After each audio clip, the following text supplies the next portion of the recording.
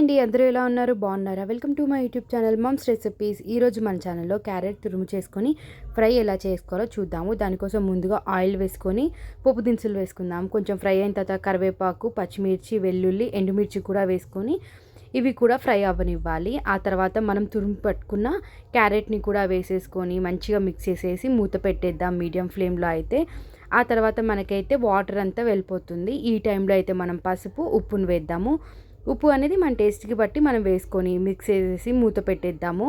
Water అంతా వెళ్ళిపోయి ఇప్పుడైతే మనకి ఆయిల్ అయితే బయటకు వస్తుంది కదండి. ఈ టైంలో అయితే మనము కారాన్ని కూడా యాడ్ చేసేసి మిక్స్ చేసి మూత పెట్టేద్దాము.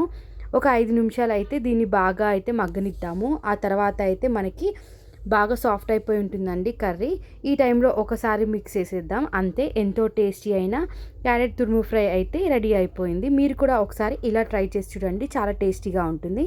Thank you. Please subscribe.